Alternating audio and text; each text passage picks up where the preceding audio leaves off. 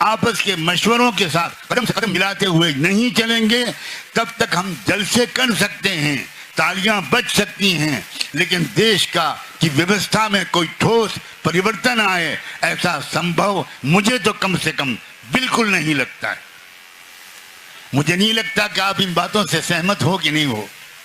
तालियां बजाओ, मुझे तालियों का शौक नहीं है, लेकिन मैं जानना चाहता हूं कि आप सहमत हो इन विचारों से कि नहीं। यह है विचारधारा जो मुझे यहां लाई है।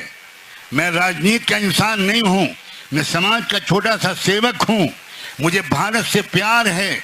मैंने अरब की यूनिवर्सिटी से पीएचडी की, तो अरब की गवर्नमेंट ने मुझे वहीं पर जॉब दिलाई और पहले ही महीने से 7.5 लाख रुपए मेरी सैलरी रखी।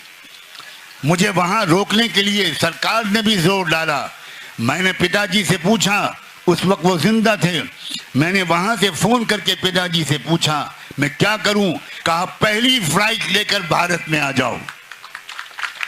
उन्होंने कहा कि हमने संकल्प लिया है कि हम भारत को छोड़कर दुनिया में कहीं नहीं जाएंगे। जब देश का विभाजन हुआ था, जब पाकिस्तान बना था, तो पाकिस्तान के लोगों ने, पाकिस्तान की सरकार ने मेरे पिताजी को पाकिस्तान बुलाने की बहुत कोशिश की।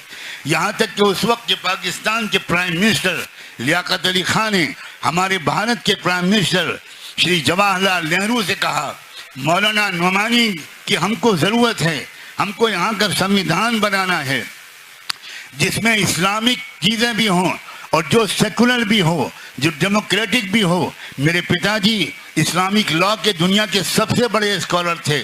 उन्होंने कहा नेहरू जी ने कि मैं बात करता हूँ। नेहरू जी खुद लखनऊ आए, कैन यू बिलीव इट। सोचो, नेहरू जी खुद लखनऊ आए दिल्ली से, मेरे पिताजी से मिले। मेरी उम्र उस वक्त शायद 7 साल की रही होगी। पिताजी से उन्होंने कहा कि प्राइम मिनिस्टर लियाकत अली बार बार जोर दे रहे हैं, हम तो नहीं चाहते कि आप भारत से जाएं, लेकिन वो कह रहे हैं तो मैं आपके पास खुद आया हूँ। आप अगर जाने को तैयार हूँ तो मैं पूरी व्यवस्था करने के लिए तैयार हूँ। आप और आपकी पूरी लाइब्रेरी, आप और आपका पूरा परिवार बड़े आराम से एक चार्टर्ड प्लेन में पाकिस्तान में भेज दूंगा।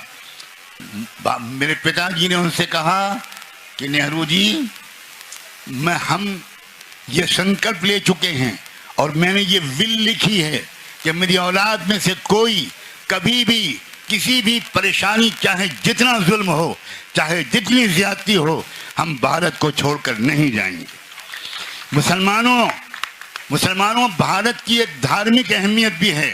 लोग तुमको सही इतिहास नहीं बताते।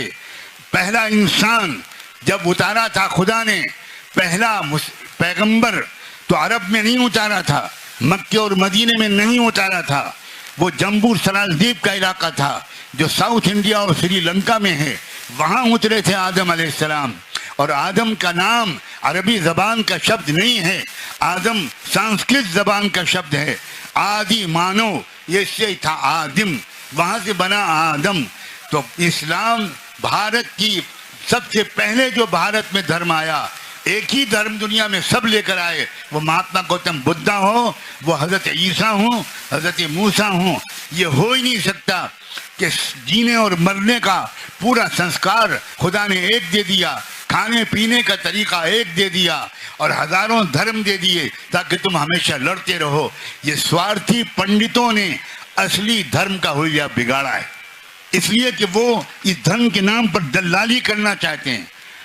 आप अगर सीधे संपर्क करोगे अपने मालिक से तो बीच में वो एजेंट तो खत्म हो गया, उसकी आमदनी खत्म हो गई।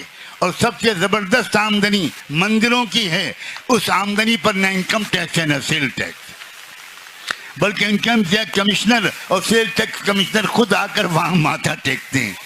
ये सब झूठ है, ये सब फ्रॉड है। नौजवानों, आगे बढ़ो, अध्ययन करो, स्टडी करो, दिमाग को रोशन करो, दिल को बड़ा करो, हृदय को बड़ा करो।